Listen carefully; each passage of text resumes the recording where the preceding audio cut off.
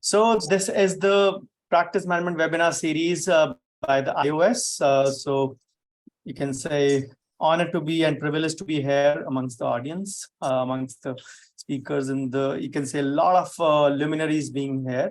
So all my presentations always start with thanking the Lord Almighty who's given me much more than what I deserve. And of course, when the finance angle is a bit involved, I have to thank my dad as well, who was instrumental in teaching me the clinical part of finance. So what we are doing as such.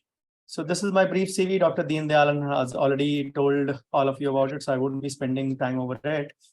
So we are here for this purpose. We all know soft skills, ethics code, and internal marketing in orthodontic practice. So I'll be delivering, as I said, for the next 100 minutes or so. I'll be using the platform to deliver the same. At any point of time, if you feel any video lag, audio lag is there, please notify me in the chat box. Sometimes it becomes difficult to recognize if any lag is there.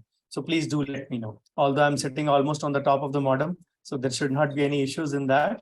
So we'll be discussing these three topics predominantly. Of course, soft skills in itself is a very, very huge topic, but I'll try to do somewhat justice to this topic in the time span I've been allotted over there. So soft skills, ethics codes, and internal marketing, not necessarily in that order in orthodontic practice and in general dentistry. Otherwise, of course, with an angle involved, keenly focused on orthodontics. So I'll try to keep the language in mostly simple English only, but if I use a little bit of Hindi anywhere, I'll be translating the same in the immediate next line for the convenience of all my, you can say, fellow colleagues, all my fellow dentist colleagues from the southern part of India. So all my presentations always have this kind of a disclaimer that I don't call myself a practice management guru. I'm just a very simple person with simply system-enabled different fundas. My fundas might not appeal to everyone, but I'm sharing them because they applied to me and gave me success. So you can apply them, but do so at your own risk always. So the basic logic is to understand the fundamentals, learn them, imbibe them in your working, and of course, become an effective manager. No one of us is a born manager. No hospital on the planet gives a certificate, badhai ho, that a manager is born. Congratulations, a manager is born. It is only by years of gradual practice and learning that all of us become one. So the basics are and will always remain, have been the key always, and they will continue to remain so. So what is exactly practice management? Some of us believe that practice management is like, you can say, sweet talk or meethi meethi batein, as we say in Hindi. So it's not about the sweet talk. It is about the series of changes in us, first of all, in our behavior, in our practice, and then application of some smart tips for confidence and success in our practice life. Practice is a business, whether we want to understand, whether we want to believe it or not, it is a personal choice, but then it all begins with that only.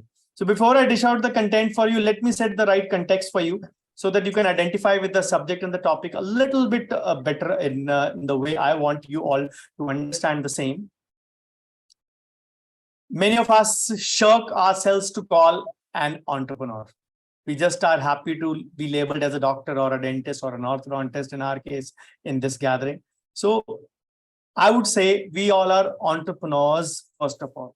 Why do I say that? Because we are multitasking so many skills, so many realms of dentistry all at the same time. Of course, with the help of our team, not solely doing the solopreneurship, but doing an entrepreneur or handling an entrepreneurship is like, you can say, managing multiple nodes of the business which are there. And when you handle multiple nodes, we all have pain points. Nobody from this gathering can say that I fall in the 0 category. They may be in the 1 or 2 category, but yes, many of us may be in 7 to 10 category as well.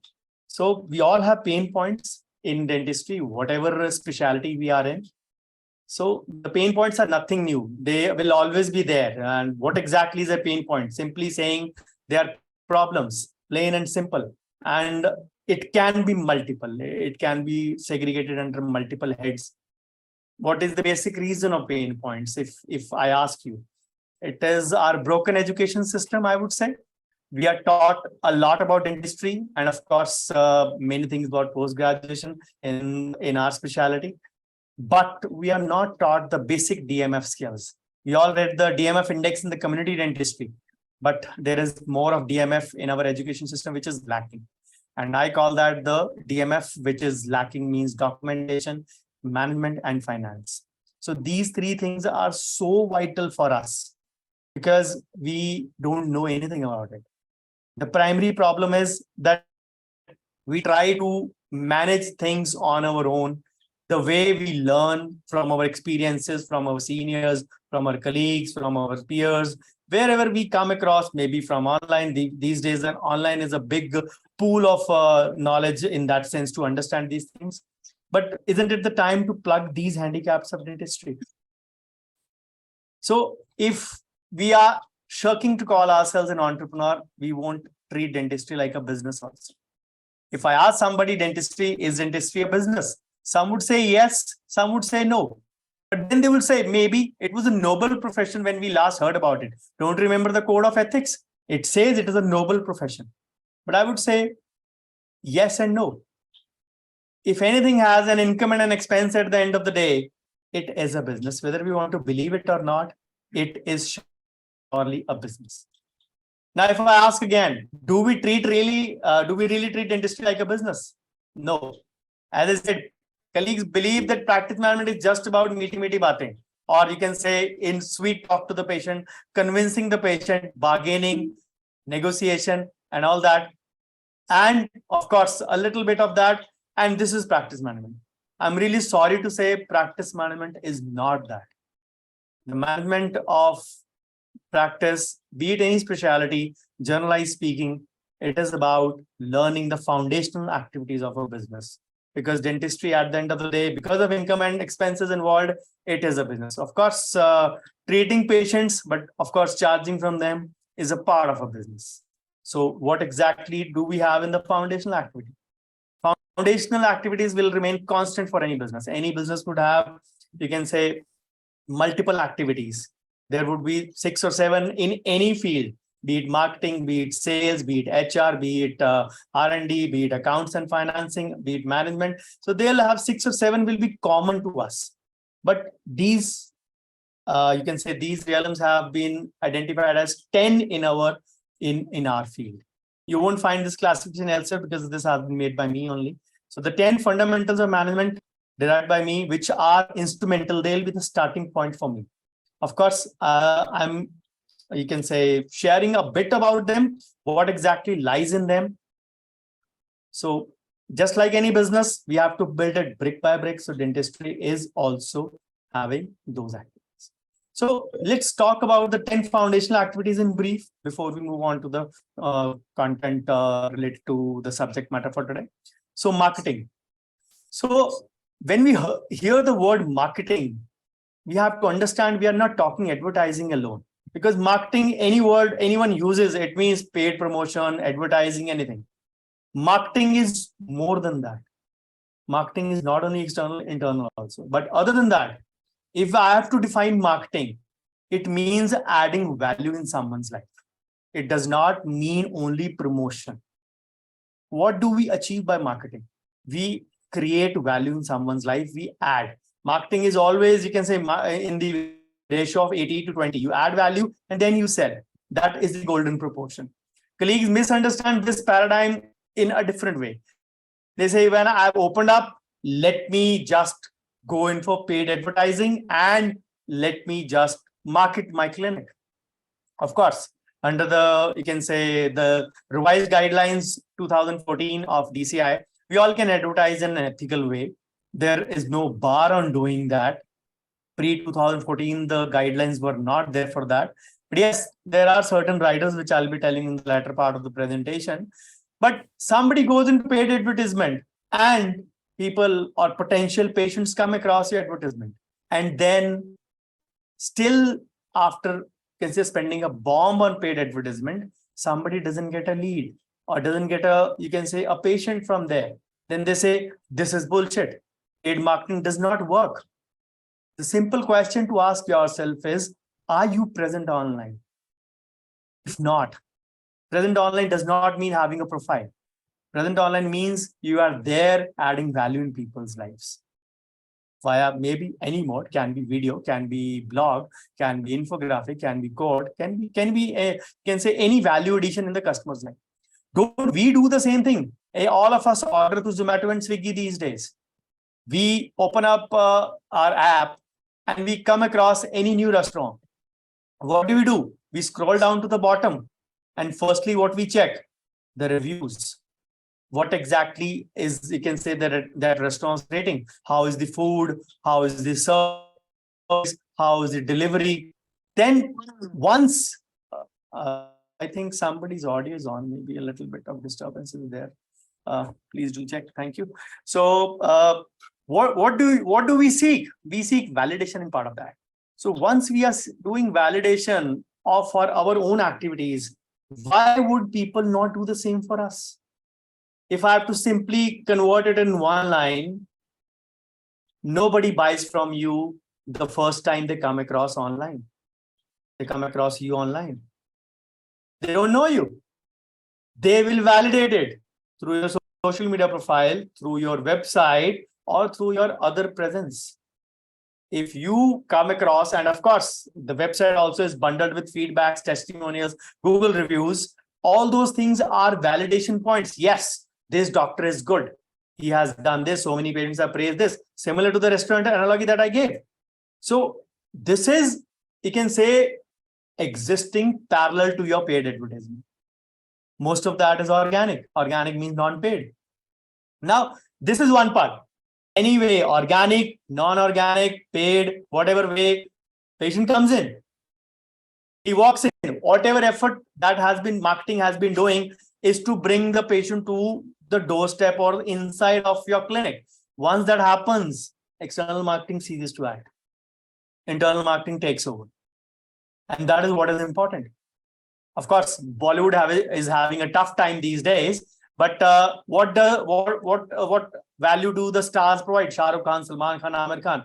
Their main aim was to pull the audience on a Friday, Saturday, Sunday. Of course, in this era of social media, the movie bombs even on a Saturday. But traditionally speaking, Friday, Saturday, Sunday, because of the holiday factor, they will pull in the audience because of their face value. But Monday onwards, the content does the talking. If the movie is good, it will run. Otherwise, it will bomb.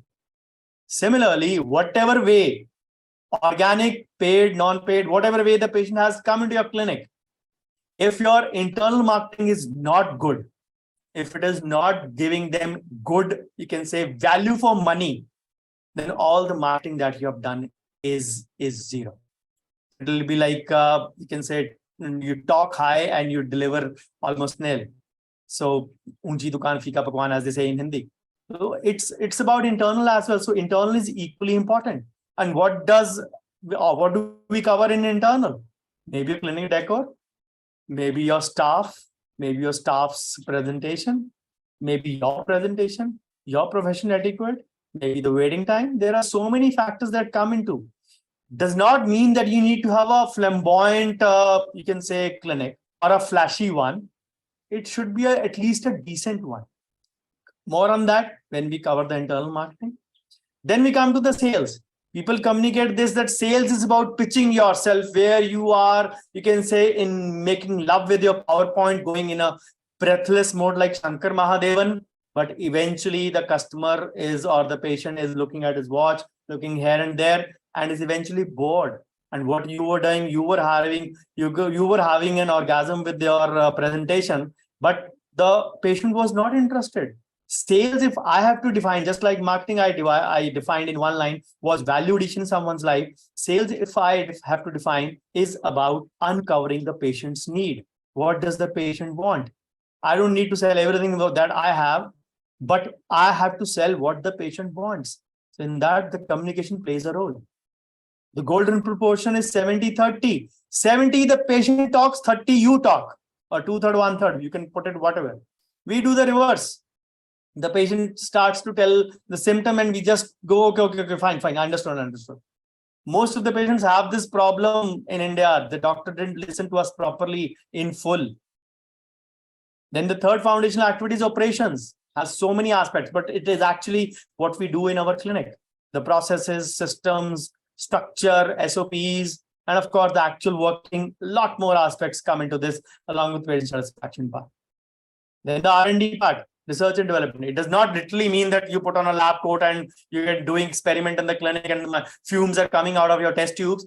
It's like innovating yourself, adding new services to your clinic or your repertoire every now and then, especially if you're a beginner. Even if you're an orthodontist, you can diversify into different, you can say, general dentistry practice as well. So it's not entirely about restricting yourself to specialty. Yes, you can pick and choose your patients after a few decent years of good settled practice, but it's not necessarily to stick on to this practice. You can say only one realm of practice. Then accounts and finances. People are interested not in mathematics. Most of us, you can say, picked up you can say, science in 10+1 because we hated maths. The problem is maths, and Dr. Pradeep is coming back to haunt you again. What matters at the end of the day in my bank account is what matters to me. Number of patients treated does not matter to me. If I'm earning something out of it, that does matter. And the sixth activity, of course, one of the most important and one of the most abused resource in India, human resource. Then the seventh is documentation paperwork, primarily record keeping and customized consent. Eighth, legal, regulatory, and ethical, the statutory guidelines from the government of India, which we have to follow. And of course, there are certain guidelines from any specific state governments as well, which are, of course, restricted and followed. Then, of course, it's not exactly 9, it is the 10th, but I placed it at number 9. So measuring, tracking, benchmarking, or gauging the progress against various indicators, various KPIs, various metrics, whatever. If you are not measuring what you are doing, you are not knowing whether you are growing or not. It's as simple as that. And number 10 is management, which is in essence what we all are doing in great deal.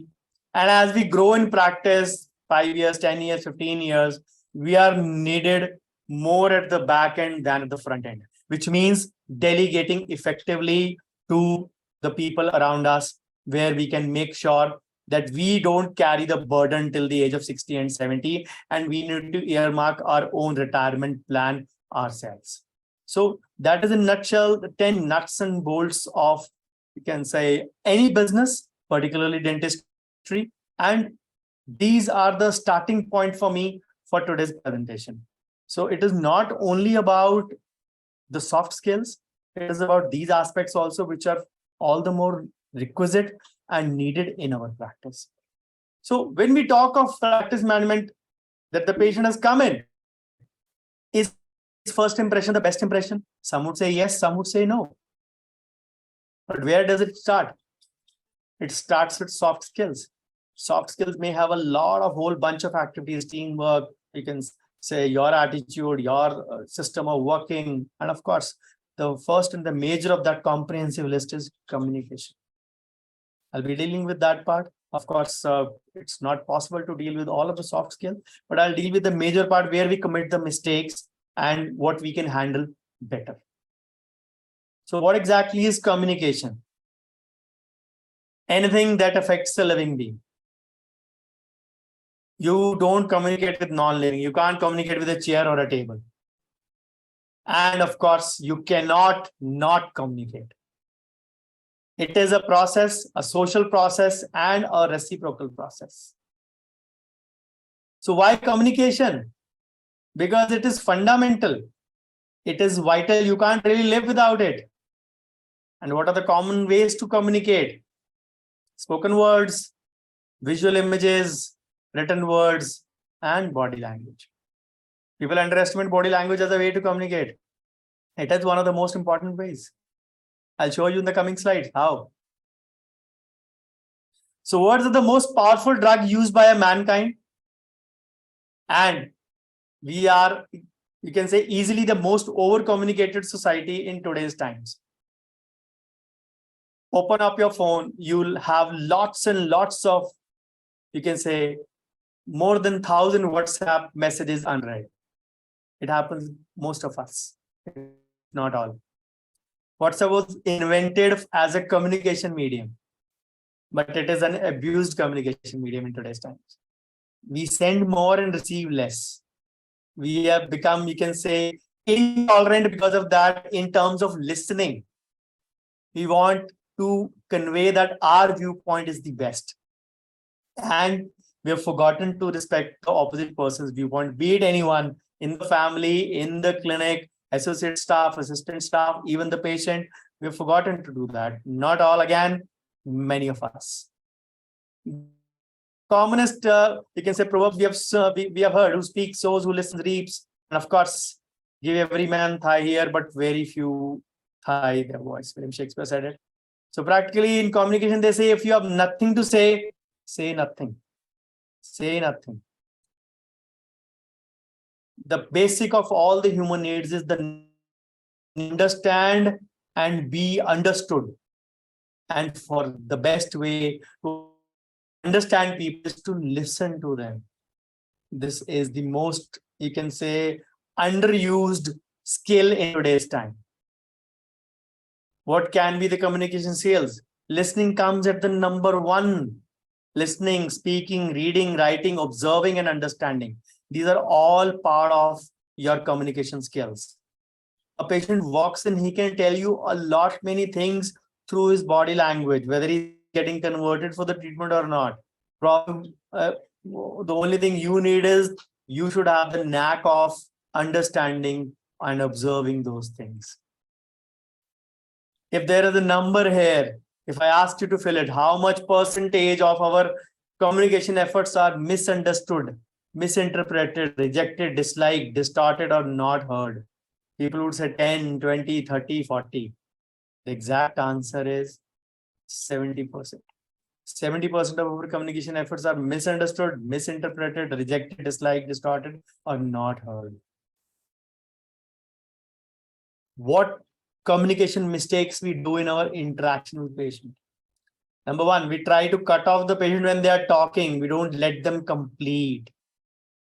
Then we make a halo effect or a horn effect of the person sitting adjoiningly or sitting, you can say, maybe who has come up with the patient accomplice or patient relative or whatever.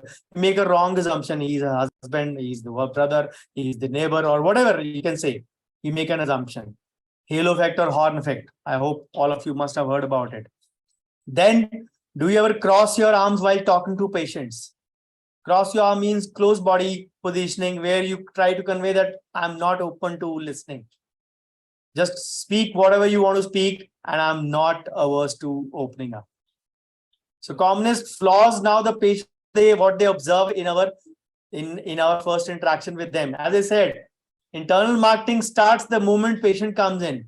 He observes the clinic, the aroma of the clinic, the decor of the clinic, the presentation of the staff, uniform of the staff, if it is there, the waiting time in the time he has to spend even after an appointment, and then the first interaction with you comes to that. You may not be dressed professionally, as many patients will expect a doctor to be. Of course, you don't expect everyone to be in scrubs, but at least an apron should be there. A basic thing. Yes, a scrub is a good addition to that. Then sometimes we don't address the patients properly. We converse in a casual way. Then, as I said, we make an incorrect assumption about the patient who's sitting next, and it creates an uncomfortable experience for that family member. Then we are interrupting them and not letting them speak. In fact, sometimes the patient who has had to spend more time in the waiting area is actually upset about the time delay, and we don't actually acknowledge or apologize. Margaret Sumption, a European professor, has given a concept of ASAP, that the patient, whenever he or she comes in the clinic, needs to be acknowledged about their arrival. They felt that I felt like a ghost. Patients have actually reported that they felt like a ghost, that nobody was there to even acknowledge their presence or let them know what time the doctor is going to take, or whether they are running busy or running late, or someone to offer them a glass of water or a tea or coffee if somebody is doing that. then crossing their arms to signify that we don't want to hear such a complaint. I said, I am not open to listening. Then we use bad mouthing. Again, a little bit of, you can say, ethical conduct being flown over here. We badmouth our colleague in front of the patient, which actually demonstrates our lack of professional decorum, which we have to understand that doesn't go well. You bad mouthing somebody will not be, you can say, in good terms with the patient for your impression. Now, in similar situation, I told you about the cross arm approach. Somebody, you can say, literally barges in our clinic. Communication skills are the best way to handle it. People try to delegate that patient to someone else. They don't allow the patient to vent off their feelings. Answers are ready on their tongue. Then they don't listen. They try to make a second guess. Aapne instructions follow nahi kiya hoga. You may not have done this. You must have eaten sticky things. That is why your bracket came off. We make second guesses. You have to understand that firstly, you have to ask the patient to sit down. Never say, please cool down first. Please aram se baat kijiye. Please cool down. Don't say that. Make them comfortable. Make them sit.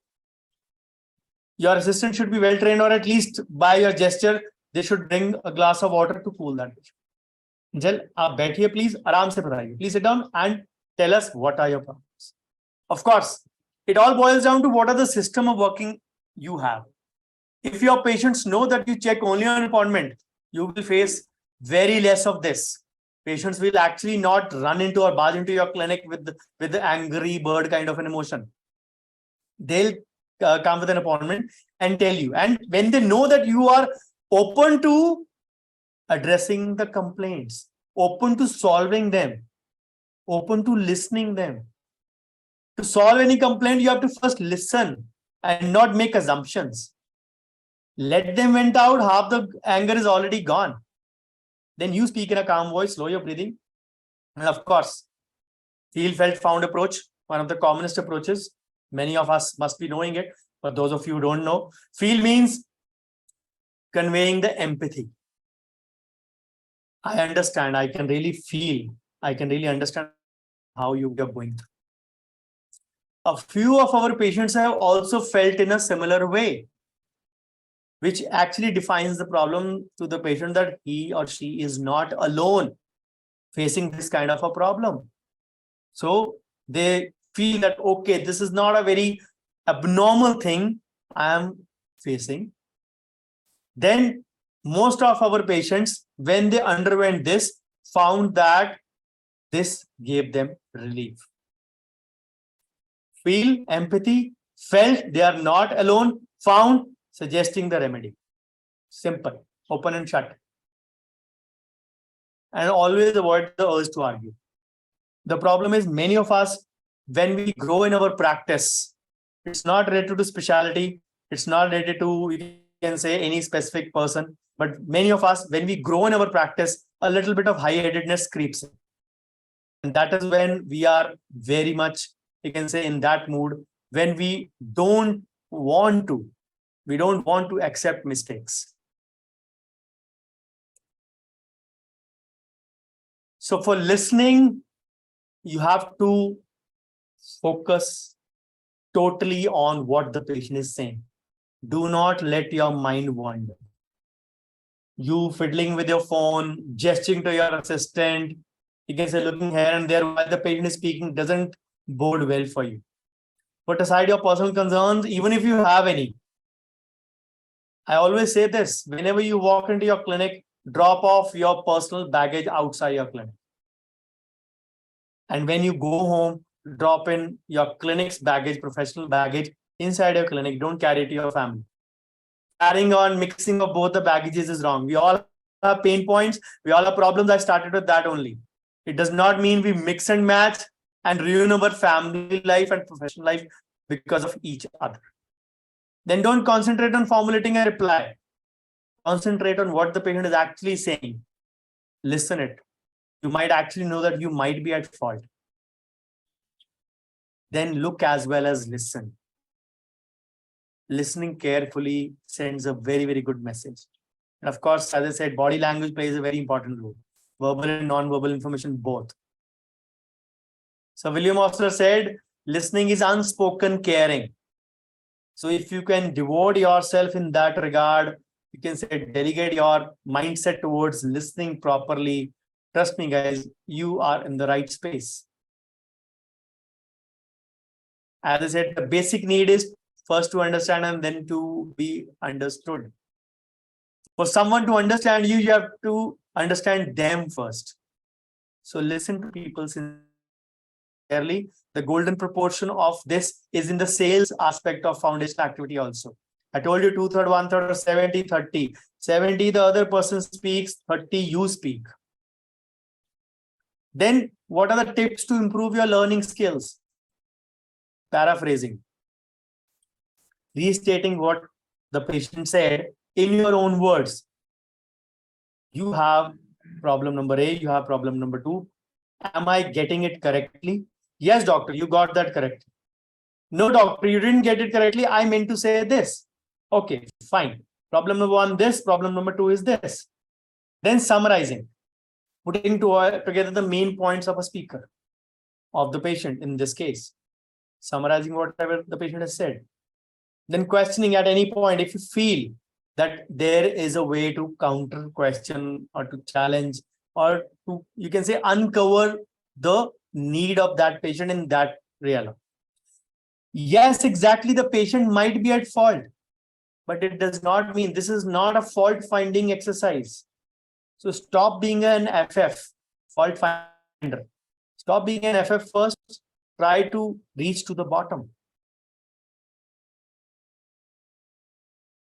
Then verbal cues, nod your head, maintain eye contact, keep an open body position, not crossing your arms, make encouraging statements, paraphrase, repeat a sentence or part, repeat the last word or two of the prior speaker, paraphrase and repeat a sentence, summarizing in the main points. These are the good ways to foster good communication. Any practice relies on patient satisfaction. And unfortunately, patient satisfaction does not have any metric. The simplest formula that I follow is by famous Harvard professor David Master. S is equal to P minus E. Satisfaction is equal to perception minus expectation. Team banana bhi bhul diya second. Somebody's audio is on. Please put it on mute. Thank you. So satisfaction is equal to perception minus expectation. Patient walks in with certain kind of expectation in their mind. Whatever you do via treatment, ऐसे भी और वैसे भी, with the treatment and with your behavior, ऐसे भी and वैसे भी, as I say, creates a value or creates a perception in the patient's mind about you. If that P is more than the E, the resultant S would be positive. And if not, it would be dissatisfaction. And patient satisfaction, as I said, there is no metric. The best metric for a patient satisfaction is then bargaining, negotiation. That starts happening at the end. Even if you have prior or mutually agreed upon terms for the treatment, start having that. Because the patient feels that the experience was not worth it, what they paid for. They went to a PVR and they got a ticket for a single screen. They didn't get a multiplex experience. Just giving an analogy for that. So if we go into communication part, the main aim, or you can say hallmark for any practice, would be to refrain yourself with an easy approach. Be 100% consistent with every patient. The patient should have a consistent experience. And we all have heard this line. Patients don't care how much you know until they think you care. Your whole lot of qualifications on one side, your behavior etiquette on one side. The halo effect and the horn effect. The halo effect simply says, if, for example, somebody is going in for business networking, opened up recently, going with the, you can say, around the area, the local shopkeepers, or you can say setting up and a customization with the shopkeepers telling them that yes, we are opened up. What perception does those people form about you? The doctor came, he was well dressed, he talked nicely, काम भी अच्छा करता होगा, must be working good also. This is halo effect. Similar to another example I'll give you. I play cricket on Wednesdays and Saturdays with my, you can say, schoolmates. We have an alumni of a, you can say, our school started in 2017. That is how our school batchmates got together. So most of them, or rather all of them, know that I'm a doctor. So if I drop a catch, a simple catch, a lollipop catch, say एक simple catch तो पकड़ नहीं सकता, काम क्या खाक करता होगा. That is not my main skill. My main skill is dentistry. I'm allowed to fail in cricket. I may not be allowed to fail in dentistry. This is horn effect, the negativity. One emotion carried forward to the perception for that whole effect.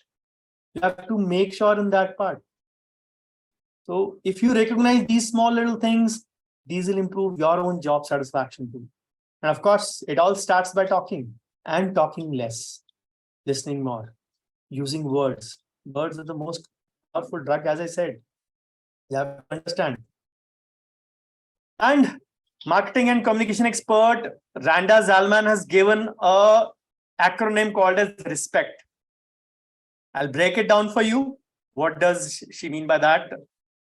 Repo.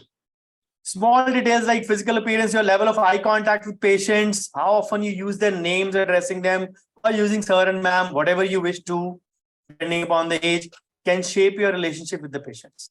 Not every patient is an uncle or auntie. Remember that. You don't have to go into building up relationship in terms of uncle and auntie with every patient. It can be their first name. It can be, of course, we are not that habitual in India to talk only with first names. But yes, Shri, Mr., whatever, you can use those things. Small little. Then E is for explain. Ask them a question which explain them about their habits other than, you can say, outside their appointments. Basic aim is to engage them in conversation so that they forget about the pain part. Then show. You have to, you can say, tell the patients or show the patient, and whatever it is, they also might not be following instructions properly. They might not be coming on time. They might not be, you can say, agreeing to whatever you have whatever you tell at the end of each sitting. So the thing is, we have to convey those feedbacks as well. So when you try to convey the feedback, the golden rule is 7:1 complement ratio. Convey it like a sandwich feedback. Good, ugly, good. Or good, bad, good. Like a sandwich. The middle masala would be the main, following up with this. You can try this sandwich technique with your staff also, not necessarily with patients. It actually sets up the tone. Randa Zalman says you can put in 7 compliments for every statement of criticism. Maybe a little much. I'll prefer a 3:1 or a 2:1 in that sense. Then P is for practice. This is for a reason. Practice always does not make perfect. But of course, repeatedly putting yourselves into those conversations where you actually get a sales training thing, or let's say practice good communication. I'll say no hospital on this planet gives a certificate, badaiyo sales wala paida hua hai. Salesmen are created. We are salesmen as well when we sell our services. We are not selling products, of course. We are selling our services. Whenever we pitch our things, whenever we convey the patients, we are actually selling something. Whether you want to believe it in a noble way or not, it is your choice, but we are actually selling. But salesmen are created through conversations, practices, rejections. You can't create salesmen overnight. So it is, you can say, repeated exercises, kind of these conversations, which will build up. And of course, ask patients for their feedback, identify the communication roadblocks, and any kind of, you can say, complaints they have to make with your client. Then E is for empathy. Avoid being judgmental by providing encouragement to your patients. Of course, verbal and non-verbal both. I told you the feel, felt, found approach as well. So C is for collaboration. Partner with your patient by explaining what are your best recommendations. can say shared decision making is in the vogue. Many times you will explain everything to the patient. Ideally, the consent requires it, but still the principle of autonomy that will be, you can say, studying in the next part of this presentation. We are supposed to respect the patient's choice. If the patient we know can afford an Invisalign or a expensive treatment, but he chooses to go with a metallic braces or a removable ortho, then of course, case specific case permitting that, then you need to understand that you have to tell them, guide them towards the right path. It is all about the patient autonomy, but it has a shared decision making aspect also into that. Then T is for technology. Of course, we have so many ways to communicate. The best way is always to take a prior permission. We talked about it. We are already overburdened with a lot of communication. If you want to send even your product or your service, of course, service updates only to your patients about any updates that you make via your R&D or via your upgrade in services at any stage, ask for a prior permission and then send. Always be clear and be direct in that. So when we talk about all these things, the satisfaction components and the respect acronym that we've just told you, it boils down to what exactly are you offering in your internal marketing? What role does it play in the success of a clinic? So let us look at the 11 secrets of the same. You might find some of them very trivial, but of course, many of them come from my personal experience of past 23 plus years, and they do matter in the long run. So what are those 11 secrets? Polite staff. The staff is the first encounter of the patient in your clinic. And the way the staff greets, meets, talks is actually very important in setting up the right tone for the patient when they see you. Then I talked of aroma. Many of the clinics are not having very good aroma, courtesy whatever chemicals we use, especially post-COVID, although patients are now adjusted to those kind of alcohols, which we use for sanitization or anything else purpose. But make sure that the patient spends almost negligible or minimum time of 5 to 7 minutes. That is the, you can say, sweet spot, 5 to 7 minutes in the waiting area and not beyond that. As I said, need not be a flamboyant or a flashy interior, but should be a comfortable one, which should actually be, you can say, in simple language, parde gande na ho, sofa phata na ho. So make sure your curtains are not dirty, your sofas are not torn from any corners or anything. Make sure those things are there. So all those males here, you preferably, if your spouse is a non-dentist, take them to your clinic, and the way they can find out dust even in the corners, trust me, nobody else can. So not in a lighter vein, but in a very serious vein, try taking your wives in the clinic and you will find that they will find out the small loopholes in terms of cleanness much better than you. Then, of course, stable and standard fee structure for everyone. Again, debatable for some. People say charge more from NRIs, charge less from, you can say, the poor ones. Personal choice. I believe a standard fee structure, stable fee structure goes a long way in setting up, you can say, your reputation. Nobody can pinpoint that you charge 10,000 from me, you charge 8,000 from that guy. Can't do that. Yes, as part of your CSR, you want to do any free treatments or for any poor, genuinely poor patients, your choice. Do that. But it does not mean that you shuffle your pricing every now and then. Then, of course, good location has its own role. But yes, there are so many examples where people not in so good location have, you can say, gone in for certain things. But in today's world, we are spoiled for choices. We all want good facilities at good price. So of course, if we are paying a price, we want good services as well. And good location plays a prime role in that. Flexible office hours. Being orthodontist, you need to be a little bit more flexible on that part. And that would mean that you guys mostly would and should be working on Sundays, most of you, and maybe having any other day as weekly off. That's perfectly understandable and normal. because considering your target population goes to school and colleges. So that is absolutely normal in that part. But yes, you need to have a little bit of flexibility as well. Then closed parking. Parking is a big havoc in every part of India. Tier 2, tier 3, tier 4, any tier. I don't even talk tier 1 in this breath. You can say. So no city is immune that we have ample amount of parking. Nobody's there. The number ever increasing number of cars in every town is actually setting up that.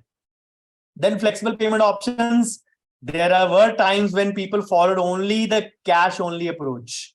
But yes, times have changed now. We have so many options. Even either the patient paid through cash or the doctor needed to have a swipe machine.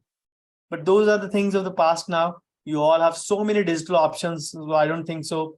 Any one of us still sticking to these one or two options. So, of course, excellent listening skills. It conveys your empathy, it conveys your compassion, it conveys your touch to the patient that yes, you are a good listener, you diagnose well, you treat well. So to diagnose and treat well, you need to listen well. To treat well, you need to diagnose well, and to diagnose well, you need to listen well.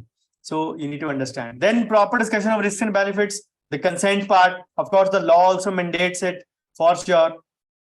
Pre-follow-up, especially of your star patients. When we talk of patients, we always say patients can be categorized into 4 types: A, B, C, or D. Amazing patients, breadwinning patients, convenient patients, and dangerous patients. As simple as that. Amazing are the ones who trust our diagnosis, blindly pay whatever we say. Breadwinning, the basic ones, they have their own fears, but they at least are good patients. We are happy with them. Convenient patients, they change clinics with their changing prices. You offer them less, they will leave the original dentist, come to you. Another clinic up in your area who is lesser than you, they leave you as well. Dangerous patients, the MLC patients, I would say medical legal patients, I don't need them. I don't need C or D. I need only A or B patients. So basic aim is to turn your A and B patients into your BA patients. Amazing breadwinning into brand ambassador patients.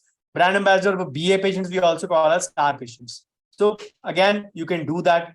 Follow up with them so that it lets them know, it reminds them if they or any other family member of theirs needs any other work which you have created the need for in the past, maybe that.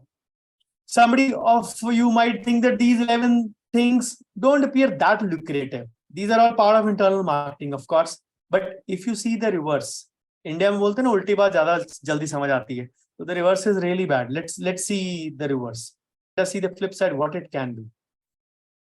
If you have a rude staff, if the patient complains against the staff to you, you stand by the staff, you lose the patient. If you stand by the patient, you lose the staff. Sometimes the only thing is to correct the staff behavior. Of course, identifying the ASK mindset, the attitude, skills, and knowledge of that staff member. Long waiting times. Sometimes some patients don't like the nauseating flavor of our clinic. Of course, not every clinic has that, but the aroma sometimes is not very good in many clinics. Of course, I don't expect most of the orthodontists have this kind of problem anymore. So uncomfortable reception areas, I divulge you, your spouses are the best to find out any flaws, whatever it can be in your clinic. Confusing fee structure, which says you charge one as one and another from different from another patient, is going to send across a wrong message in that sense. Of course, poor location has its role. Limited office hours not available in the times when your target audience is free have to be understood. Distant parking, inflexible payment options, we all have that. We don't have that problem anymore, most of us. Poor listening skills. Of course, we discussed a lot about this already.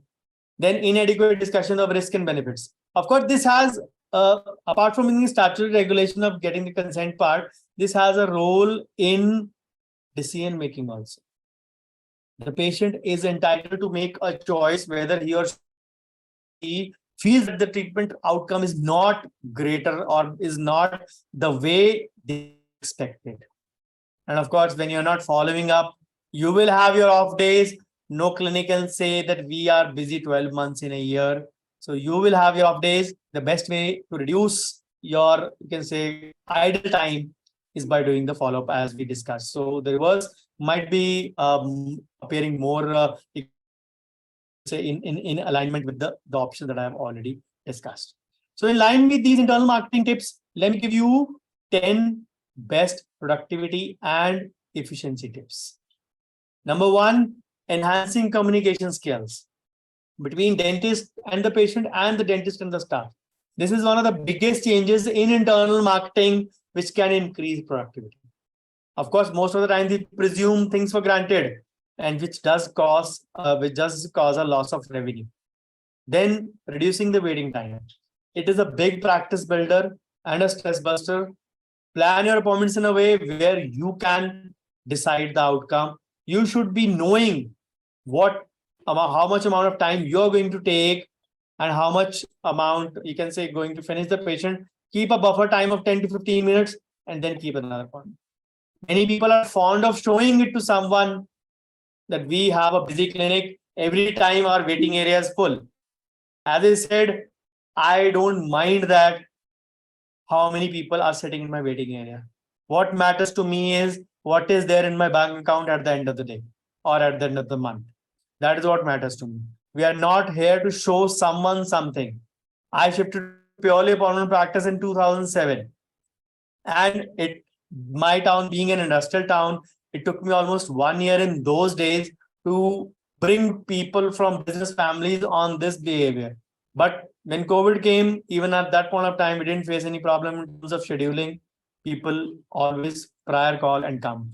Most of the times, we all have this appointment system into place, but things go haywire whenever you can say you are not fulfilling the appointments on time. So decide on that. For that, you have to know yourself. Then effective scheduling based on your 80-20 principle of Pareto. Main, you can say, focus on your patients, lengthy patients in peak time, and that too when you are the freshest. You can schedule your general dentistry patients in the morning on the routine weekdays and your target population, your school going and calling patients in the afternoon. Or if there is a holiday or any non-working day, you can schedule it accordingly. And patient education and awareness. This is the other IND. We talked about one IND, which I say income and expenses. This is the alternate IND, information and education. The more you inform and educate the patient, it is about creating the need. Remember, I talked in marketing, how you set up the validation.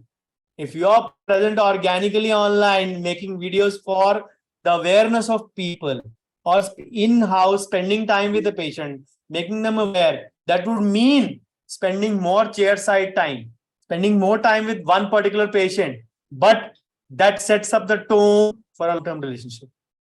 Never ever undermine the importance of a proper consultation. I can tell you that I have written a book on the importance of first consultation. So I can tell you what importance it does have. First consultation need not be limited to first consultation. For any medium big case, when we are, you can say, consulting for 1, 2, or 3 times, it is like a first consultation only in that terminology. Then digital records. Most of us already are using softwares or any kind of digital records. But if you are still sticking on to manual, it is time to turn to digital. They're a great tool in increasing profits, you can say decreasing compliance on part of staff, and of course, decreasing your own headache in your life. And manage your staff.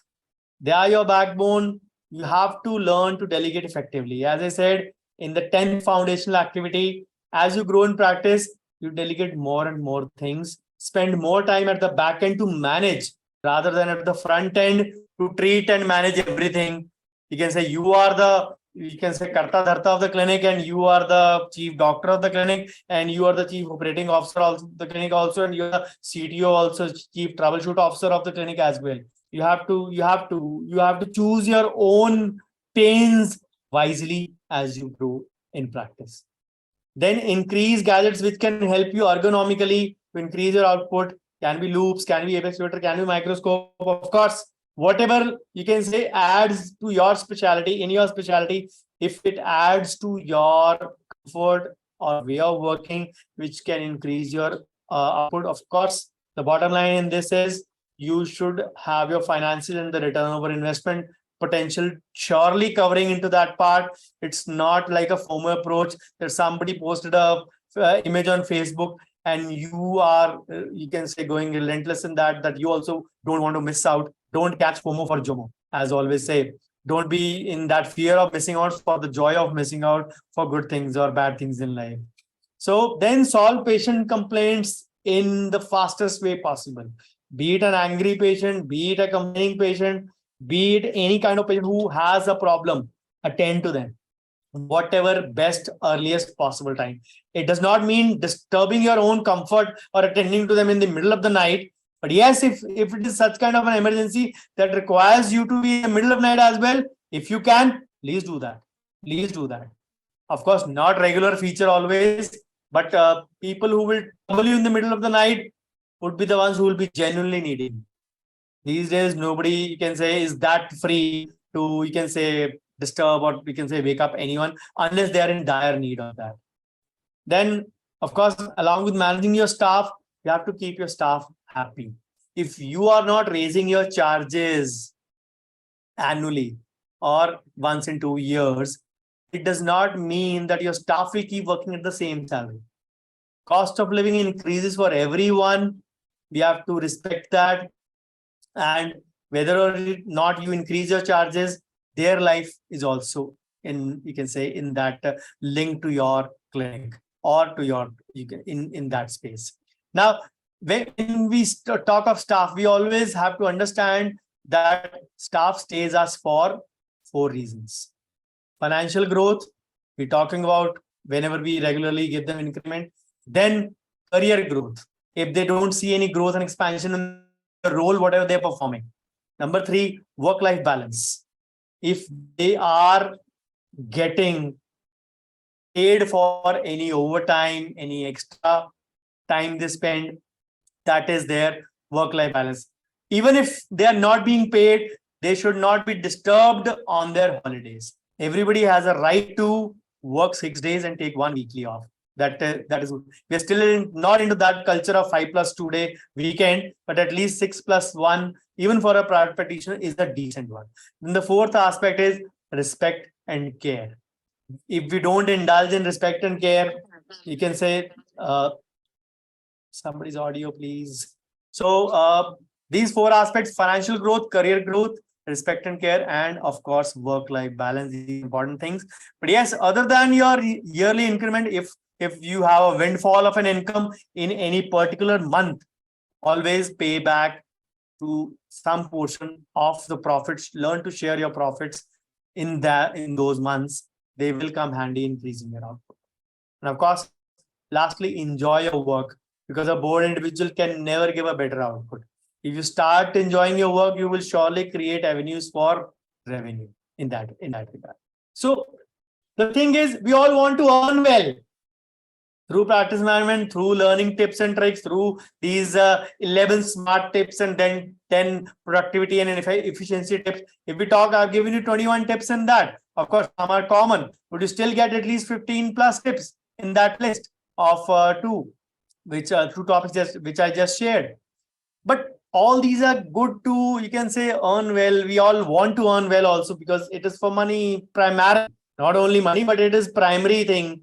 One of the primary things which we work for. Sometimes we cross on the wrong side of law. Go the unethical way. What stops us from undergoing the same? What can be the deciding factor? What is the governing force? The code of ethics. What exactly we mean by ethics? Moral science ka lecture. Simple answer in 1 word, you can say 2 words definition, 1 line definition. Say how we need to act with the valid principles in the right way or the wrong way. You can say it comes from Latin and Greek. The way the meaning is basically from the idea of custom. Aristotle called this study as the study of virtues and vices. galat or sahi. As I talked about in the previous few slides, there has been transition in the balance of decision making in our clinic. Doctor, aap Bhagwan ho, you choose the best for me, to now respecting the informed and the autonomous decision of the patient. The law mandates is the principle of autonomy, the code of ethics is, you can say, the primary thing in deciding that. You have to respect that. Wish it was true. The dental ethics has to be like a uniform. Every dentist should be wearing the same one. Unfortunately, this is the biggest ethical challenge. There is a poor knowledge in ethics among the fellow dental practitioners in today's times. What are the key principles which are governing? Patient autonomy, non-maleficence, beneficence, veracity, and justice. What do I mean by these? Principle of autonomy says the patient choice has to be respected. The patient has full right to decide what happens to his or her body or teeth or jaw in our case, if they are not satisfied with the kind of outcomes they are going to have. But yes, they should be aware of the principles of no treatment also. If you give them an option that this treatment, for example, of course, not pertaining to your specialty in that sense, somebody has a third molar which is lying close to the inferior ulnar nerve, they say, and it is a badly decayed one. What options? Yes, if we remove it, if we extract it surgically, there are chances of paresthesia for a short duration of 3 to 6 months. But then the patient should be knowing that if I don't get it treated, the infection might spread and go down, and then you can say do many funny things which we can't expect. So even in the case of those eventualities, the patient should be mentally prepared to make a decision, either kuan, either khai.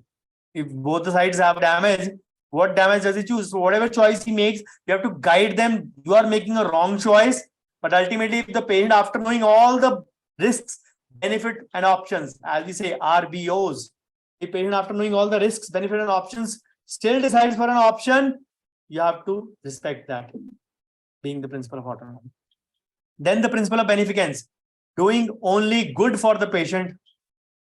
Principle of non-maleficence, doing no harm to the patient. Principle of veracity or truth-telling. If you expect that certain kind of treatment that you're going to inculcate, for example, in orthodontic treatment, is going to result in root resorption of any of the, you can say, treating tooth anteriorly, you have to convey that. There are chances that this tooth might end up with root resorption. The patient makes a choice whether to undergo treatment or not. Of course, that comes in autonomy also. But if something happens during the treatment, for example, in endo cases, we all see that broken file, we have to inform that. Of course, it goes with the first part as well. You convey the risks and benefits and options as a part of treatment. It is not a hazard. It is a part of the treatment. It is not a complication. It is a part and parcel. File separation, instrument separation, file breakage, whatever you can call it. It is a part of procedure. 90% patients don't have it. 10% may have it. But if it happens, you have to inform and take the remedial action or the first aid for that. That is what is required as a part of principle of veracity or truth-telling. Then principle of confidentiality or fidelity. If I'm sharing some patient's information, I have to keep their identity intact. People share their cases on social media without even blinding the patient, without, you can say, they show full patient faces, which is absolutely an unethical thing. You can share intraoral images, intraoral X-rays without even a consent. But for extraoral, which reveals the patient identity, has to be kept separate. And of course, even if you have to share it, you have to take a prior consent.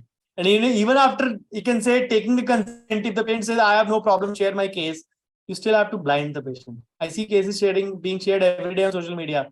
Then, as I said, the biggest challenge is lack of knowledge of the ethical conduct.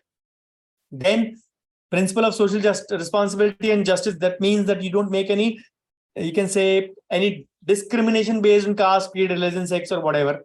And of course, you try your best to save teeth. For medical professionals, this is preservation of life as the primary thing. For us, not doing any kind of injustice, indiscrimination, and any kind of discrimination, and preserving teeth to whatever way it can be done. So it is the duty of every registered dentist to read these regulations, understand the responsibilities, abide by the same, and when concerned with consultations. And of course, there are concerns via, you can say, treatment offered to fellow dentists and colleagues. All about the code of ethics in that sense.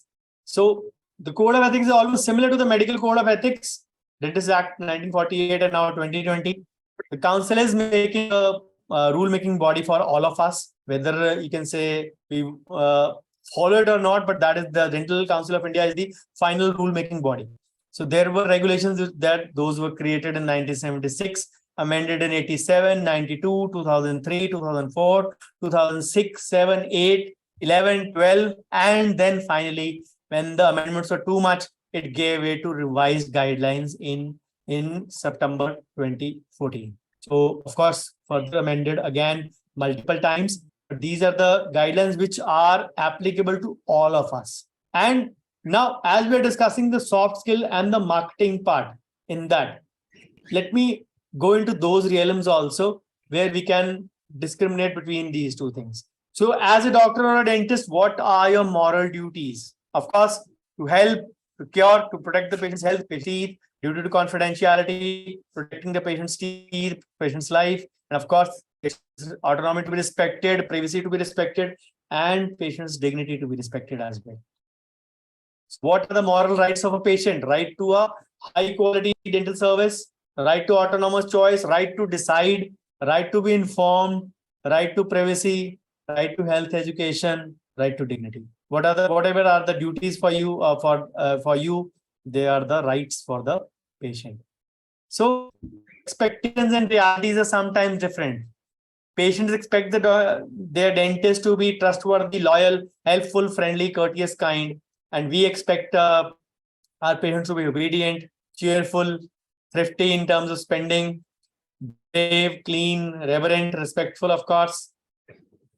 But then certain times those expectations are crossing the limits. As I said, in terms to get more patients, we cross on the wrong side. That is where the advertising code of ethics comes into play. You are not allowed to solicit patients in any unfair ways. That means through any advertisements or direct marketing, any kind of comparative advertisement like a Dew and a Sprite or those things. So we as healthcare professionals are expected to maintain our integrity and fidelity and of course honesty in that part. Then we are not supposed to advertise in camps. Anyways, the camps have a comparatively lesser of, you can say on the lower side, I would say conversion rate, pretty much lower on 1 to 2% if we talk of the overall numbers. But then do camps as a part of your CSR. Don't do it as a part of getting patients from those things. Then by cold targeting vulnerable groups like school, colleges, old age homes, or any Red Cross bhavans or anything, where you go and distribute your business promotional activity. Go there for alternate IND, as I said, inform and educate.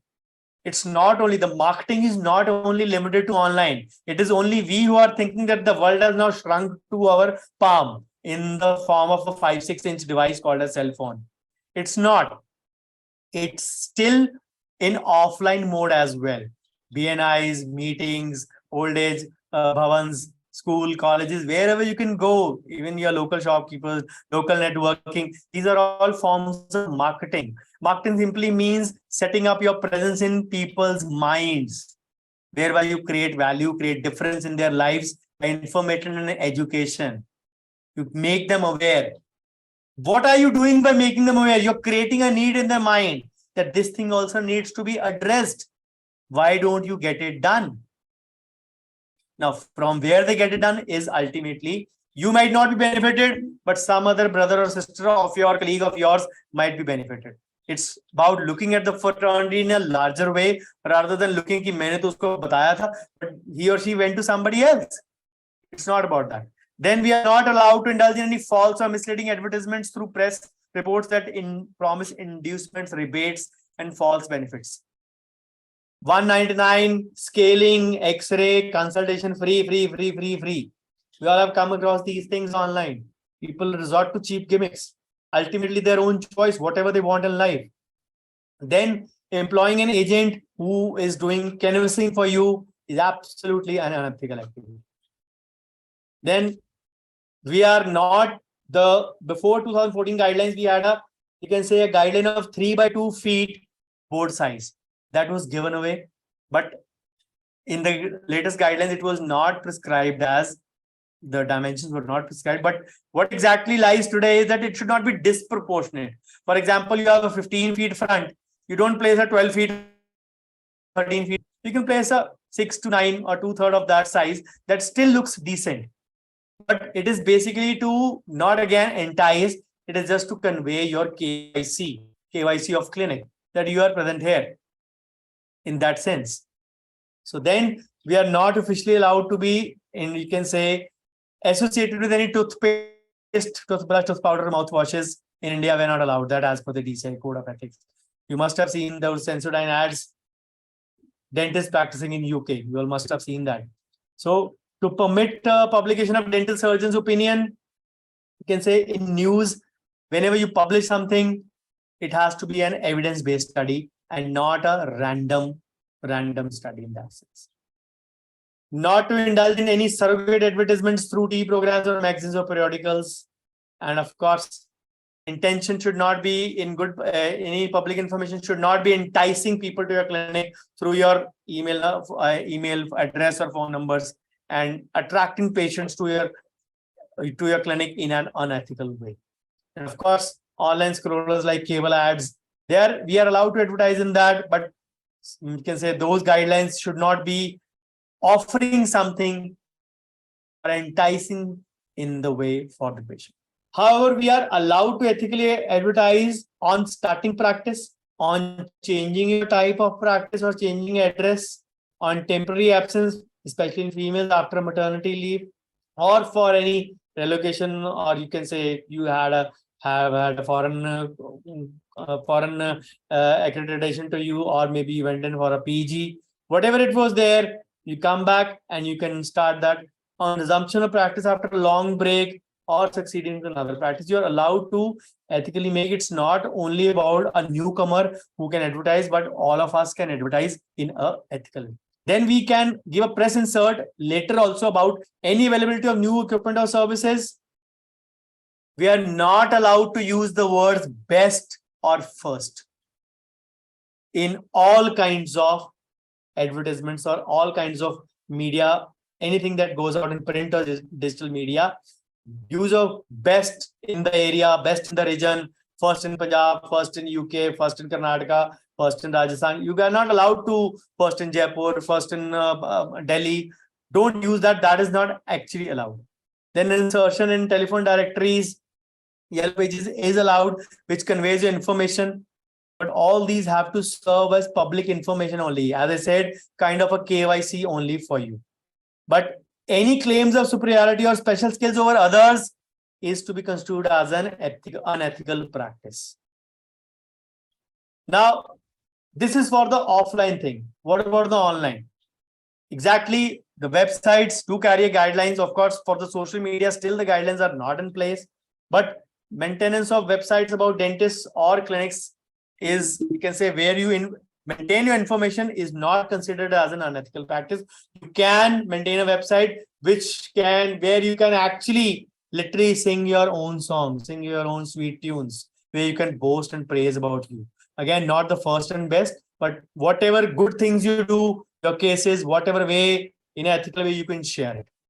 You can carry out, you can say, your website can carry details of the treatment facilities available, your fee structure also. The DCI, you can say, doesn't mandate it, suggests that you can place your fee structure also online so that it helps the patient to make a informed choice via transparent system. But again, note all claims or statements which are not evidence-based or which mislead the public or by which you solicit the patients or which way you misguide should not be there. But having said that, we are supposed to follow a contract.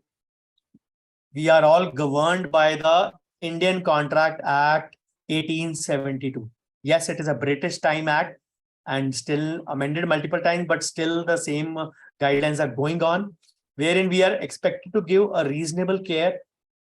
Some cases where you think that they lie beyond your skill set ambit, you should not be attempting them. Calling a specialist would be a better approach. Exercise reasonable skill, not undertake any procedure beyond your skill, and of course, you have to maintain confidentiality about whatever you do. But then, when we talk of code of ethics, all these things coupled with internal marketing, patient satisfaction, productivity, efficiency, communication, certain things on the digital world and even in the offline world are, even in the print media, are not going as per plan. Some things, you can say some things come out of syllabus. And one of them is home teeth alignment services, which is coming, you can say, in a very, very big way. This is a 1.5 year old article. We all know home teeth services are being promoted very, very, you can say, in a big way. There have been medical legal cases as well, where the patients have actually, you can say, been suffering. The D2C model, the direct to consumer models are coming into place, where they are actually mallining the traditional orthodontic braces to be a painful and a long drawn out transformation, where you have to go every week now and week, and you convey the treatment of the tier 1 to the tier 3. 1 lakh and 3 lakh is the cost, and of course it is expensive. Aligners are comparatively cheaper. It is DIY, do it yourself. And so many people, so many players, not people, so many players are coming in the market. Snazzy, Tootsie, Illusions, we all know so many things are there. And their main enticing point is the low cost, the DIY approach, and the EMI option. And of course, multiple painful sittings. Here, everything is being done yourself. Of course, it starts with the pricing part only. Nobody to govern them, nobody to tell them. Again, something has to, you can say, come into that ambit where those could be, can say, handled with an iron fist. People actually, you can say, are enticed by these things, where they have been, you can say, dhoya, bigoya, ho gaya, scan, align, retain, done. Pay in this lump sum, pay in EMI, at lesser cost, more, whatever it is. Comparative alignments, Snazzy, braces, Invisalign, comparing those things. This is the way. Visit us for a quick scan, review your plan, start your journey, DIY. And these are actually kind of startups only in that sense, or they promise to be a startup, but eventually they are actually disturbing the work culture, and they pride themselves in being a D2C model, where they can directly reach the consumers in their home. Patients are so spoiled for choices that they can immediately book and pick any of these, setting up different differentiators. And when Bollywood starts endorsing them, of course, Arjun Kapoor doesn't matter, but when Bollywood starts endorsing them, a few people start noticing. Simple ways: book an appointment, assessment at home, get results, and delivery. That's it. You just have to pay. You don't have to go anywhere. The problem is not this, the money part. The problem is not even the DIY. The problem is not even the EMI thing. The problem is this. And the celebrities who are much known faces, Virat Kohli and Anushka Sharma, A-listers of cricket and Bollywood, when they start endorsing such things on national television, in print media, and digital media, it sends across a wrong message to the public that whatever orthodontists were doing till date was looting people. This could have been done in an easy way at their home. in a very simplistic manner. And when A-listers start doing it, more and more people start noticing it, because their opinions matter. Their credibility matters. As I said about the EMI part, convenient, pain-free, super comfortable, invisible, absolutely safe. Who bothers? Who goes through what? Who is responsible if the patient's, you can say, anything from this structure is damaged? Who is going to handle that? Who has the final accountability? No one. So we have to think something about it. Now the comparisons have also started online. Who's better? The Pro or the Pro 14 Max? You have to decide which one is better. Again, Kareena Kapoor also into that fray. So pricing breakdown is given in such a way where you actually realize that some things are really going in the wrong direction. Making your smile more beautiful. Ripped braces. Rest in peace braces. Say hello to an invisible tack aligners. So what will happen? More and more people will start asking you about these. Those who don't want to indulge in a DIY approach, they'll start asking you about this. The moment you quote something from the branded part, they'll whisk away. And these guys are spending a lot on the advertisement front. Fill up the I am a candidate form, and how you will look after the treatment. A free scan, a free 3D analysis. Is the problem with these sales in India? The problem is the dentist going out of window for a business to consumer or a direct to consumer model. The problem is some of ours, brethren, or you can say our fellow colleagues, who are being, you can say, as the in-house orthodontist for them, is their problem being lured for peanuts amounts. The problem is bargaining more so happening in clinics because of these. Are these the problems? The problem is that there is no justification of skill set in such. Who gets the crown of the thorns in such a case? Who will get the final discredit for this or the credit for the correction? Who is the bubble gonna burst if it actually does any harm? Ultimately, the patient is bearing the losses, monetary wise also, and you can say jaw wise also, to structure wise also. If the patient gets a distorted smile, who is responsible? Who has the final accountability? We have to make sure that we make clear what is the council stand on it. I'm talking of Dental Council of India. The iOS can do definitely a lot about it. But yes, it has to do certain things in terms with the Dental Council of India. How much, you can say, jurisdiction the Dental Council of India would have over these things is a matter for another day.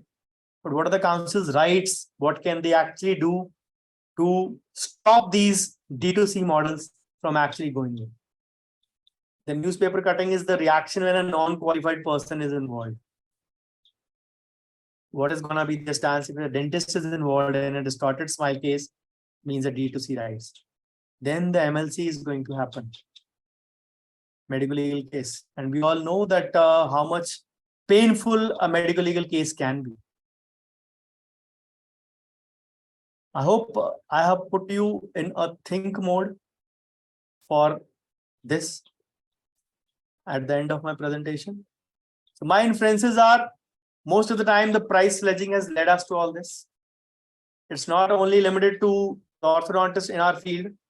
It is actually, we can say, limited to the other factions which are fighting for their piece of pie in the practice, you can say, in the practice of India, I would say. The problem is not, you can say, we feel why, I really don't understand why we talk of saturation. We are 140 officially, 140 crore officially. Unofficially, we may be 150 crore itself. And as dentists, we are just 2,96,000. Official numbers, less than 3 lakhs. And 60 to 70% are practicing. 1.5 lakh are only practicing. That includes everyone, general dentists and the specialists. 1.5 lakh, 1.75 lakh against 150 crore, and we talk of saturation. It doesn't get across to me. We blame and crib and curse the Dental Council of India for opening so many colleges. Of course, Opening up further is wrong. I'm not favoring them. But to crib them that we are 1.5 lakh or 1.75 lakh against a 150 crore population, it is too much of a saturation is absolutely a wrong thing to have in mind. And trust me, it is gonna get murkier even further. The problem is not, I'm not talking of the iOS here, but in general, as a fraternity, as a community of the dentists, iOS may be having a great, you can say, presence in amongst the orthodontists. But as a community of the dentists, otherwise, we have never existed as a community. That is why there is no unity. The official IDA numbers are 75,000, means 25% of the total numbers. Even if we say half of them are practicing, we are still 50% or 1.75 against. So there is no platform to represent us actually. And then whenever medical legal happens, there is no one to protect us also. Another aspect, the two subjects which were never taught but are everyone's favorite, subject J and subject BB, subject jealousy and subject backbiting, which happens with every one of us. We go out of the way to say good things about our neighbor, about our colleagues, and so many things. The problem is, as dentists, I feel that we have never gotten the respect that we deserve. I say it very proudly, very fondly, with a lot of, we can say, heart swollen pride, that BDS final year is one of the toughest UG curriculums in India. Any stream counted, even tougher than the final year MBBS, which has an MBBS split into two parts now. A BDS final year is still the toughest. And you guys are from the toughest specialty, the number one chosen specialty, orthodontists. We need to understand that we all need to get the respect from the government, from patients, from medical colleagues, and even each other that we have so been longing for. And if we are here, all the above are to be blamed, but more or so each one of us. We make a lot of memes and jokes on dentistry that this is such a garib profession, such a poor profession. Always say choice is entirely ours. How we want to project it to the world and how we want to project it to ourselves first. That is absolutely our choice. I hope I have put you in a little bit of think mode while covering my allotted topics. And the key is keep educating yourself. I was really impressed when I saw the opening iOS thing. You never stop learning with iOS. So that was a brilliant thing. That is the only thing I say. The key is the key. Keep educating yourself, raise awareness. Because creating the need is the first step always.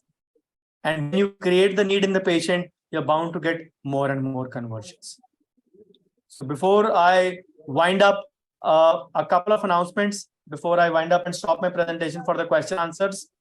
So as I told you about the DMF index, I'm trying my bit about to plug the gaps. So my community name on Facebook is PhD only, where we have a weekly infographic, weekly video, weekly vlog, alternate days.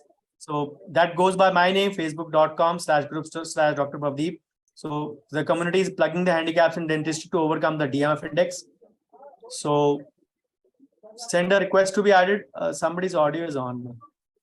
So send a request to be added there. So if you want, I'll add you over there. And other than this, I run an advertisement-free, purely study-based WhatsApp group. Balwinder sir is there since in the inception 6 years back when we started this community. So close to 2,000 people only, because these are the communities where we promote only education and purely education, nothing else. Even my own workshops and you can say lectures, paid ones, are not promoted inside my own community. So if you want to be added in there, purely for education purpose, these are the two communities. You can send me a message. The number is in front of you. Of course, Dr. Deen Dayalan told you about my YouTube channel. Again, it is in my name, Dr. Bhavdeep. If you forget the link, go to YouTube and search Dr. Bhavdeep Ahuja. As on 31st March, 600 plus videos are already there, already on my channel. And it started in the lockdown, June 2020. So my social media presence is again standardized by my name only, Dr. Bhavdeep. If you wish to follow me everywhere, I'll be available. So do send me your feedback. Of course, Dr. Sakshi has shared the feedback form with you guys. So do send me. Bookers and brickbats both would be welcome in equal measure. and questions. And of course, thank you. And I stopped my share. And I hope I was in time for that. Yes, I think so. Yes.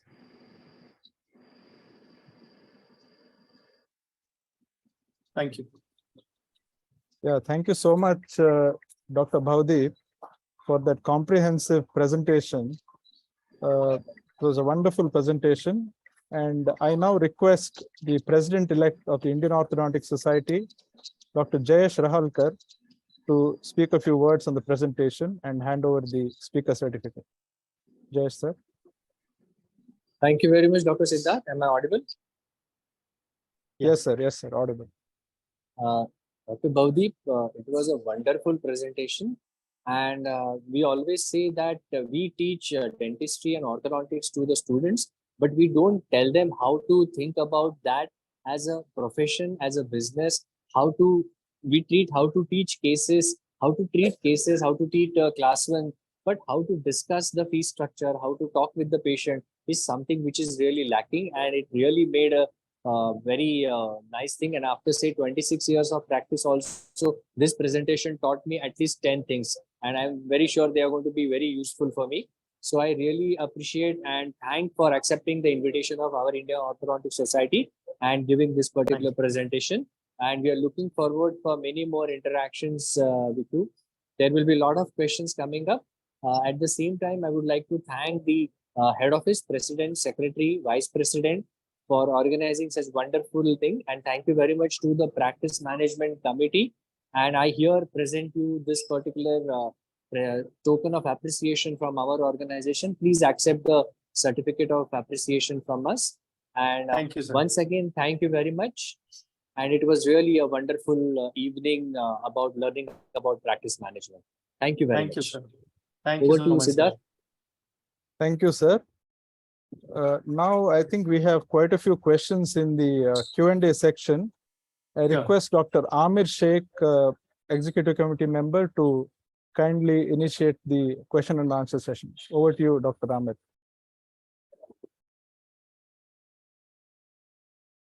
First of all, congratulations, Dr. Bhavdeep. It was Thank you, sir. a fantastic presentation. You were witty and very informative, and you have enlightened today about practice management. And thank you for your memorable presentation, and hope you will visit us again. Today, I will be moderating the question and answer session. There are a few questions which have been asked by our audiences. So can I Sure. Sure, sir. Please go am ahead. I audible? Yes, you're Yes, loud yes, and clear. Dr. Amir. Yeah. So the first question is, do you think that asking for reviews and likes on social media is correct? Is it really worth if it's paid fake? The ethics and the unethical code I've already discussed. We are not supposed to indulge that kind of thing. The first aspect. The second aspect is, if you are indulging in a review, in a feedback, that should always be a genuine one. And you ask only from the patients where you have done a sweat job, where you are actually confident of your services. So it's better to go in for, you can say, authentic reviews and feedbacks and testimonials rather than indulging in paid fake ones, because ultimately they'll fall apart sooner or later. Having said that, the most authentic form of reviews till today, in today's time, of course, they might change next year. In today's time, till date, is Google reviews. Of course, they have to be coupled up with the testimonials, video testimonials on your website if the patient has given you them. But I always insist on the genuine ones only. Thank you. The next question is, orthodontist or dentist have got many roles to follow regarding advertisement, but at the same time, corporate sector does not have, and they do the marketing in a huge way. Is it ethical for those people? How to tackle this problem? Corporates are also covered because the corporates are not being mostly, or most of them are not being run by doctors. So that is the reason they do whatever they like.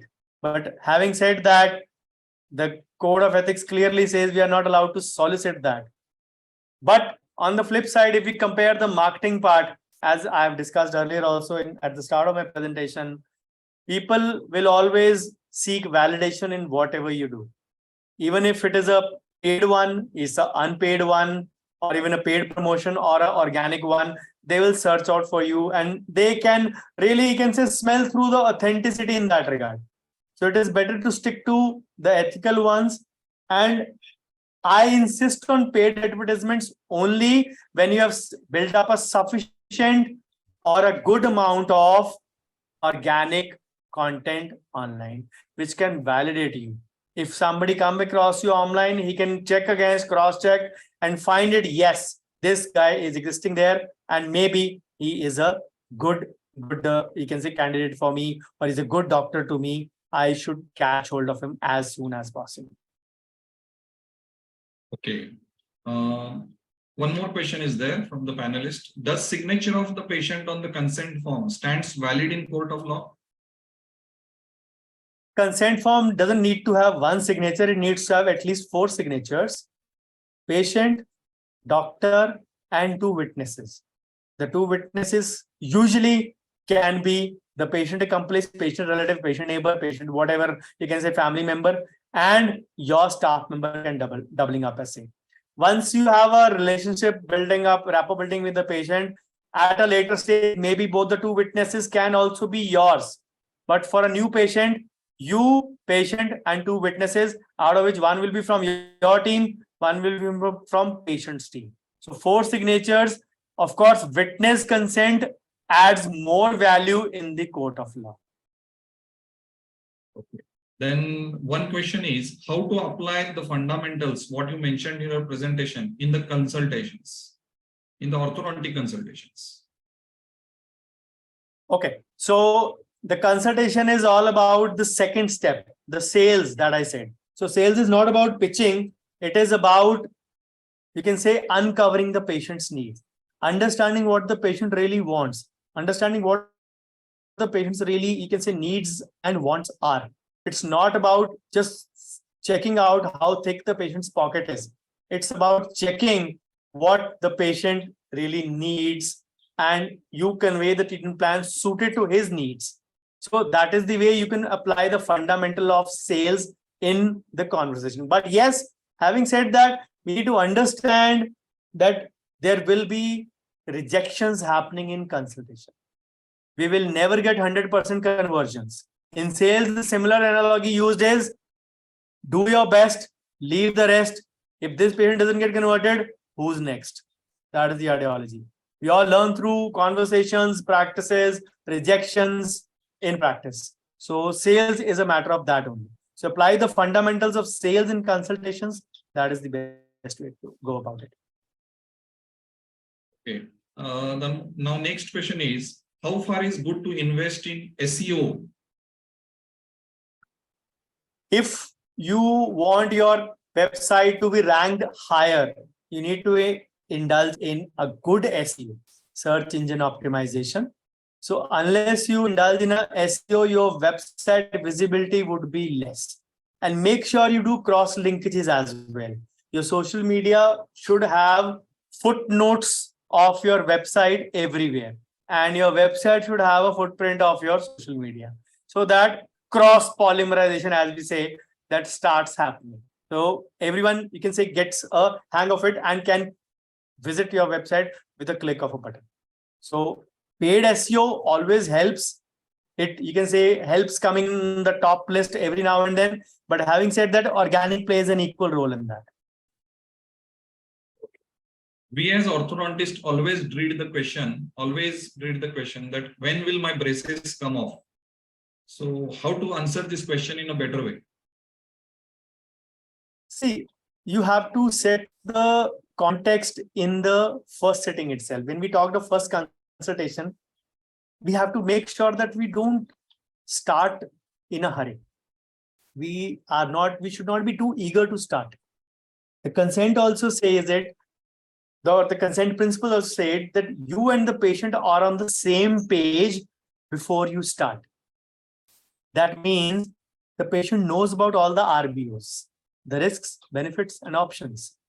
And in that, add to it the treatment span, any pitfalls associated with that, any, you can say, the treatment cost, of course, the way the patient is supposed to pay in installments, because most of the orthodontists charge in installments. So whatever way you're supposed to pay, you have to convey that. Having said that, always key err on the higher side. For example, if you feel that the treatment is gonna be completed in 9 months, give the patient 12 months plus minus 3. Always err on the higher side, so that even if you finish early, you don't do that. I can apply the same analogy when we convey the treatment pricing. Of course, not in ortho, but in general dentistry. We've calculated a price for a particular set. For example, a patient needs 2 root canals, 2 crowns, a couple of extractions, oral profile access and everything. The total budget is roughly, we have calculated, coming out around 23,000 rupees.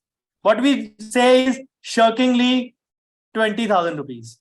Something else turns up, we have an additional filling, additional restoration, a core turns into a post and core, a crown's types change is changed. The patient then wants, you can say, ultimately the bill gets to 27,000. What have you said? 20,000 at the start. Already 3,000 treatment. The patient will say, आपने तो 20 का 30 कर दिया, 20 का 1.5 गुना कर दिया treatment. So that is where the problem comes. You have to set the expectations right in the first place regarding the pricing, regarding the treatment, you can say duration. Always err on the higher side. If I were to do this kind of treatment, I will say 25,000 plus minus 10%. My 10% minus is also covered in that. If I eventually end up with, we can say 23, the patient won't mind it. If I go up to 27, 28, the patient is mentally ready that yes, he said 25 plus minus 10. It can be 27. But if you start with the 20, it is like using you can say yourself into an open mode, or you can say fighting mode with the patient. So set the expectations right at the start. Even if that means delaying the start by a couple of seconds. You need to be on the same page. That is the best thing I can say. Okay. Now, next question. How to ethically educate our patients when they inquire about clear aligners versus DIY? Ethically educate our patients. The simple way to say is that if everything was DIY, you won't need experts in the field. If there are experts in the field, they are for a particular reason. So if the patient is still hell-bent on, you can say, getting a DIY, warn them of the potential side effects, warn them of the potential problems. And of course, the final choice is still the patient's, and you have to respect for the patient autonomy. Having said that, we need to understand that we don't need to induce a fear factor in the patient's mind. ऐसे कराओगे तो ऐसे तो होना ही होना है. You will be barbad, you will be destroyed. We don't have to go in that direction to convey to the patient. It's just about conveying what risks come with the DIY approach. And if there are experts, then everything would be DIY in this whole world. You don't need anything for anyone. Have a DIY kit for anything and get everything done. So get a stent from the hospital and put it in your heart itself. Is it possible? You still need a cardiologist for that. So you need to just convey in that direction that we are the experts for it. So we know how to handle this thing better. While doing DIY, you will not be aware of the pitfalls. If your resorption is happening, if any mobility is happening, you will not be aware yourself. But we as a dentist, when we are undergoing that, we'll be able to notice that well. But if you still wanted to go DIY, the choice is absolutely yours. Learn to let it go. Once you learn to let it go, यहाँ पे दर्द नहीं होगा. जब तक यहाँ पे दर्द होता रहेगा, तो it'll create a problem for us in the longer run. Okay, nice. Now another question is how to handle bad Google reviews which are actually posted to harm you. See, if the review is a genuine one, these days a lot of funny things happen. So if the review is a genuine one, take the call, because any patient who goes online must have tried the offline route already with you and was dissatisfied because you did not accept your mistake, or you were in a cross-arm position that you didn't listen to it. If you have not attended to, then only the patient went. If you have attended to, the patient will never go. The first thing. Second thing, if you find that the patient has gone online, this is a second chance to correct your mistake. Accept it, correct the mistake, and do it. And of course, when you do the treatment, request the patient to remove that review. At least the damage can be undone. But there is a flip side also. Neighbors, friends, foes, I can say dentists, you can say, who are close to us in that sense, or nearby situated to us, sometimes indulge in this kind of a philosophy where they find where they post fake reviews by using fake database. So if you come across a fake review, please ask politely. Our record does not show, our record or our database does not show you as the patient. Please let us know the details when you underwent treatment and what was the problem and all those details. Ask them politely. And if it is from, you can say, a dentist that you feel that he might be the, you can say, naughty chap behind it, check out your other fellow colleagues who are nearby. They'll also be having a similar kind of a review. Marketing agencies also sometimes indulge in these kind of tactics that nearby dentists all have a similar review by a same patient. It is not practically possible that one patient went to all the 6 people around you and have had the same experience. So again, you have to deal that our records don't show it, and post snapshots of others also and say funny things people do in this weird era or in this era. So if it is yours, own up. If it is not yours, you can say ignore it. Funny things happen in this era. Now there are last 2 questions for you. Then remaining questions, you can just go through question and answers and give the answers later on. Sure. The best practice management software do you suggest? See, practice management software, people equate it to ease. If it makes your life easy, then any software is best. The problem is most of us don't use the software ourselves. We have our staff to handle it. If your staff is finding it easy, then any software can be the best or any software can be the worst. A better question would be that how do I maintain my records? What do you expect from you can say a software? Is it only the SMS part? Is it only the reminder part? Then I would say no. Then the second question is, do you prefer an online one or an offline one? I would say an offline one, especially if you're not putting your 100% of white income or 100% of your actual income online. Don't go in for an online software. Prefer an offline one, because otherwise you will find some ways, some loops connecting, and then you will be in a soup later on. So that will be, you can say, a further detrimental position for you in that regard. So I would say, not particular one. I use a modified Excel-based software which I designed with the help of my friend in 2008, and it serves well for me. And we give the reminders in a manual way. We don't prefer the reminders to our patient, and we give only to those who ask for it, not to everyone. I already said in the presentation, we as a generation are overloaded with communication. I don't want to further overload my patients with the kind of reminders. We do ask every patient, whosoever wishes to get a reminder, we give them. But having said that, technology is only beneficial if the users of the same find it handy and easy to use. If not, then it is not a boon, it is a bane. Yeah. Okay. Now the last question: how do you manage patient who bargains for the fees? The first thing, not everyone walking through my clinic door is my patient. An ideal conversion ratio, any conversion ratio or conversion rate in any case is 7.2 out of 10 or 72 out of 100. That is the sweet spot. If you're already getting above 72, wonderful. But if you're getting less than, you can say 50, 45, then you need to, need to think about maybe the way you're consulting, maybe your clinic needs an upgrade, or maybe there are certain things which are missing in that you can say repertoire in that sense.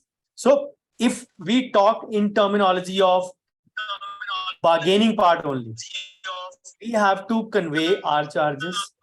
If the patient is bargaining at the first step, and we have to convey our charges. If the somebody's audio is there on.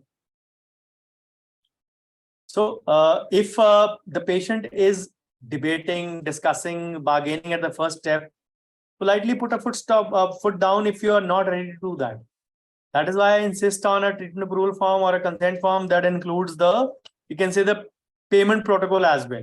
We have the payment protocol in the consent form itself. It is a long case.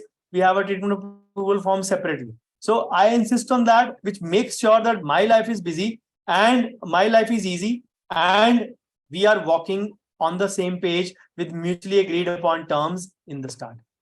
Bargaining, if done after the procedure, then you are helpless. But if the tone is set before the treatment, then of course, you can say you call the shots, not the patient. Thank you, Dr. Bhavdeep. Actually, I think you have covered most of the questions. There are a few questions which are remaining. I think you can later on just go through question and answers, and you can Sure. just them so that everyone will just go through it. Yeah. Sure, I sure. think you have given comprehensive answers to all the questions asked by the audience. So it was a very wonderful session, and it was very nice to see you. Over the years, we are just going through your series of practice management in IDA times and all. So we are very thankful to you from iOS part. And just over to Siddharth.